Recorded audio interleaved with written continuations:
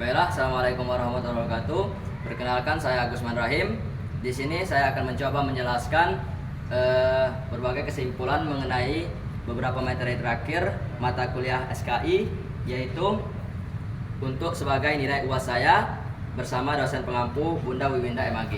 Adapun ke beberapa materi yang saya akan jelaskan, yaitu yang pertama mengenai proses masuknya Islam ke Indonesia, yang kedua penyebaran dan perkembangan Islam ke Indonesia, selanjutnya materi yang ketiga yaitu Islam di masa penjajahan, dan yang keempat yaitu perkembangan Islam di pasca kemerdekaan, dan yang kelima yaitu materi tentang tantangan dan peluang Islam dalam konteks modern Islam di Indonesia, dan yang terakhir keenam yaitu materi mengenai menganalisis sumbangan ilmu pengetahuan terhadap Islam dan menilai dampak globalisasi terhadap Islam di masa kini. Baiklah, yang pertama yaitu mengenai materi proses masuknya Islam ke Indonesia.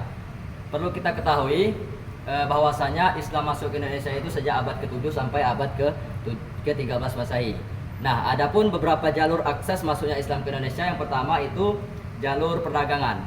Nah, pada abad ke-7 itu pasukan Muslim, pedagang Muslim dari Arab itu sudah mulai berlayar ke Nusantara, membawa dagangannya serta menyebarkan ajaran silsilah Islam, sehingga disusul lagi abad setelahnya itu para pedagang dari Gujarat, India, dari Persia, mereka berlayar ke Indonesia serta menyebarkan ajaran Islam. Selanjutnya itu ada yang namanya jalur pernikahan. Nah, dari pedagang-pedagang Muslim tadi yang menetap di pribumi, kemudian mereka menikah dengan wanita pribumi, sehingga mereka ini melahirkan keturunan generasi Muslim setelahnya. Selanjutnya itu ada pada jalur pendidikan. Nah, di jalur pendidikan ini para pemeran wali-wali Allah itu yang menyebarkan Islam itu mereka membangun berbagai tempat pendidikan Islam seperti pesantren, madrasah, langgar, masjid dan sebagainya. Nah, jadi di tempat pendidikan Islam ini mereka yang baik dari guru besar, dari ulama, mereka itu menjelaskan pengajaran Islam dengan mudah. Nah, selanjutnya itu dari jalur tasawuf. Nah, jadi para wali Allah itu selain menyebarkan Islam menggunakan jalur kesenian, pendidikan dan perdagangan, mereka juga melakukan pendekatan melalui spiritual, sehingga masyarakat lokal itu sangat mudah dan tertarik dengan ajaran Islam pada saat itu. Selanjutnya itu faktor-faktor yang mempengaruhi Islam masuk ke Indonesia. Yang pertama itu karena letak Indonesia ini yang strategis. Nah, perlu kita ketahui bahwasanya letak Indonesia ini diapit oleh dua benua, Asia dan Australia, dan dua samudra, India dan Pasifik. Nah, jalur lautnya yang mudah diakses menuju ke Nusantara inilah membuat dari negara-negara Arab, India, Gujarat, dan Persia itu berlayar ke Nusantara untuk menjualkan dagangnya serta menyebarkan ajaran Islam. Selanjutnya itu, selain letaknya yang strategis, juga Islam itu mudah. Jadi syarat masuk Islam itu mudah, tidak susah seperti yang lainnya. Jadi Islam itu ketika mau masuk Islam itu cukup dengan bersyahadat dan mengerjakan apa yang diperintahkan Allah seperti sholat, mengaji dan lain sebagainya. Jadi selanjutnya itu setelah masuk Islam itu mudah, akibat dari raja dan politik kerajaannya. Nah, setelah kerajaan Islam di kerajaan di Indonesia ini masuk Islam, otomatis masyarakatnya itu juga ikut masuk Islam. Selanjutnya itu peran ulama, tidak luput juga dari peran para ulama. Nah, para ulama ini baik Wali Songo dan yang pedagang-pedagang dari Gujarat dan yang lainnya itu mereka berperan penting dalam berdakwah baik secara tertulis maupun tidak tertulis.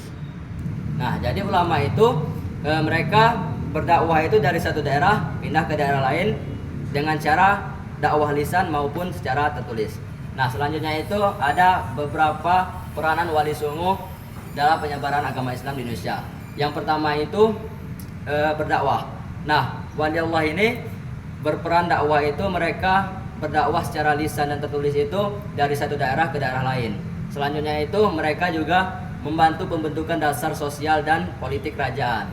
Selanjutnya mereka juga mendirikan pendidikan Islam pada saat itu. Nah, perlu kita ketahui Wali Songo inilah yang berkontribusi besar dalam pendidikan Islam seperti pesantren, karena pada saat itu yang mendirikan pertama kali itu dari para wali ini seperti Sunan Ampel, Giri, Bonang dan sunan lainnya.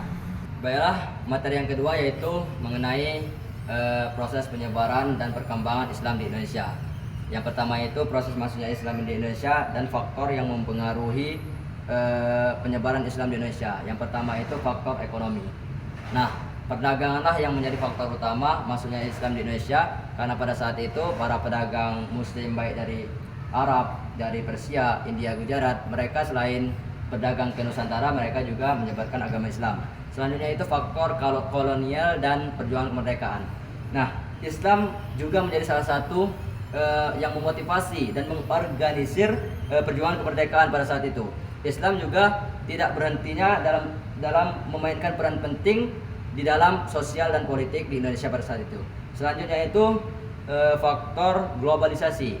Nah, di era modern sekarang ini globalisasi itu membantu penyebaran Islam itu dengan media dan teknologi informasi yang ada pada saat ini. Selanjutnya itu faktor sosial dan politik.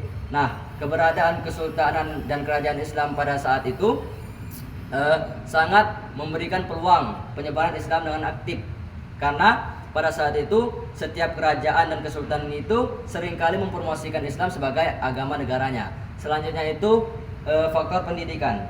Nah, dengan adanya faktor berbagai tempat yang sudah didirikan, lembaga pendidikan seperti pesantren, lembaga-lembaga pendidikan lainnya itu membantu dan mengajarkan Islam itu ke generasi-generasi baru.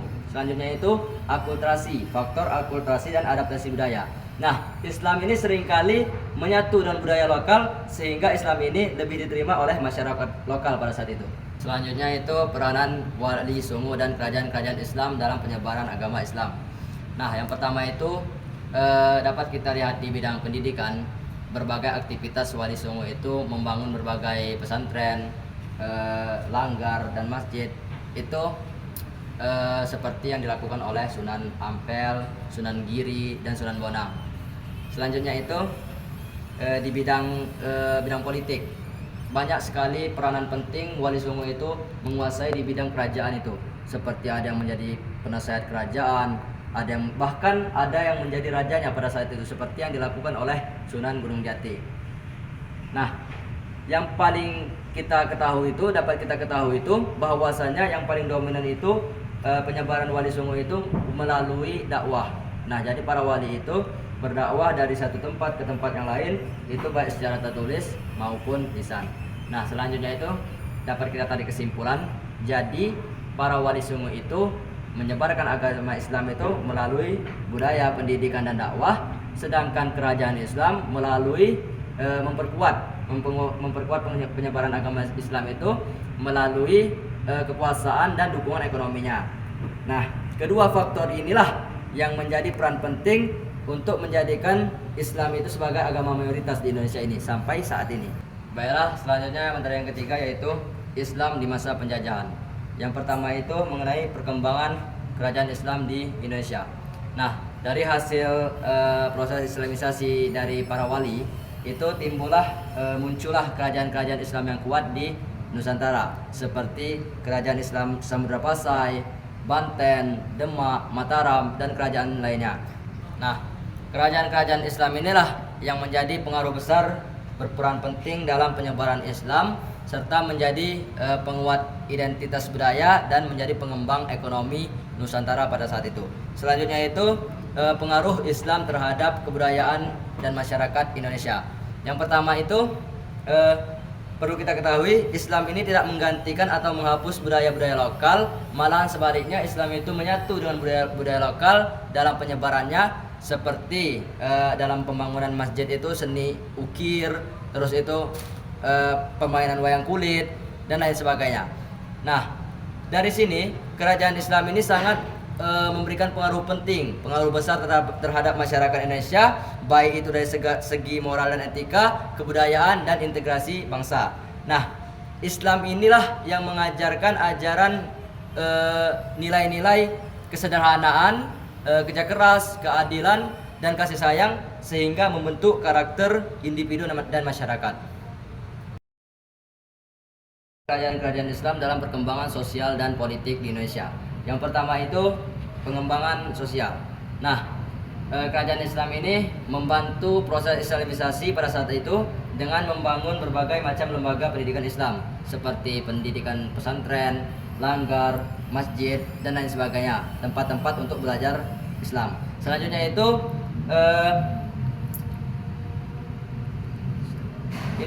ketika awal munculnya kerajaan Islam ini juga menjadi awal dari perubahan sistem yang ada di kerajaan Indonesia. Selanjutnya itu kerajaan-kerajaan Islam ini mengembangkan budaya Islam itu dengan seni, sastra, dan arsitektur dan lain sebagainya. Selanjutnya itu di bidang politik.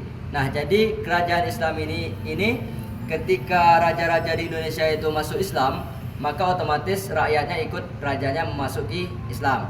Nah, selanjutnya itu ketika rajanya sudah menjadi Islam, itulah timbul perubahan sistem kerajaan, dari sistem kerajaan menjadi sistem kesultanan. Jadi dari gelar raja itu menjadi gelar sultan. Yaitu materi tentang tantangan dan peluang Islam dalam konteks modern era saat ini. Yang pertama itu kita bahas itu mengenai tantangan. Nah, tantangan yang pertama itu adanya persepsi yang mengatakan bahwa Islam itu agama keras dan teroris. Selanjutnya itu tantangan yang kedua yaitu meningkatnya Islamofobia, yaitu ketakutan besar terhadap Islam. Ada kelompok tertentu yang memiliki rasa takut besar kepada Islam ini. Selanjutnya itu kondisi ekonomi Islam ini yang sangat memprihatinkan. Selanjutnya itu SDM, sumber daya manusia Islam ini yang sangat rendah.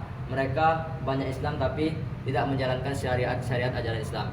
Selanjutnya itu mengidentifikasi organisasi Islam dalam bidang pendidikan, sosial, dan politik bangsa. Yang pertama itu di bidang pendidikan. Di bidang pendidikan ini dapat kita lihat dengan lembaga pendidikan, yaitu Lembaga Pendidikan Islam membentuk organisasi Muhammadiyah dan NU.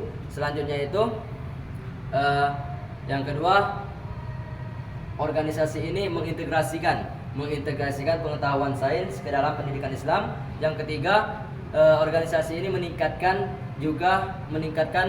berhasil meningkatkan mutu pendidikan yang ada di Indonesia. Selanjutnya itu di bidang sosial. Yang pertama itu dapat kita lihat dari kegiatan rutinitas organisasi ini memberikan santunan dan bantuan kepada masyarakat yang membutuhkan, serta membantu meredam konflik-konflik yang ada di Nusantara yang berbau dengan agama. Selanjutnya itu di bidang politik. Di bidang politik ini dapat kita lihat seperti organisasi Islam ini sangat berpengaruh besar terhadap perubahan dan pembangunan nasional. Selanjutnya itu yang terakhir menganalisis tentang tantangan yang dihadapi Islam di era sekarang ini.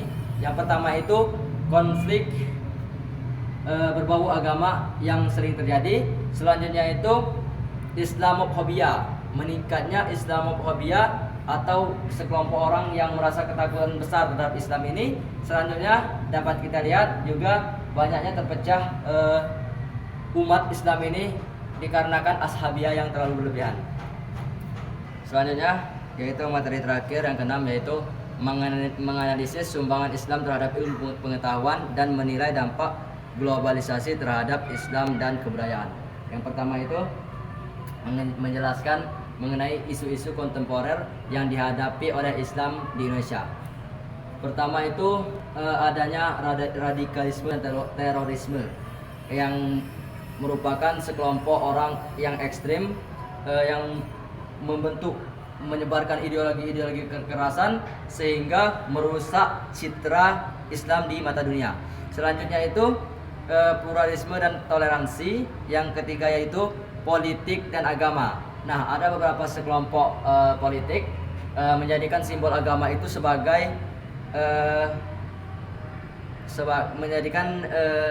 simbol agama itu sebagai pendukung agenda mereka. Selanjutnya itu adanya isu sosial dan gender, yaitu pertentangan mengenai hak wanita. Selanjutnya itu yang terakhir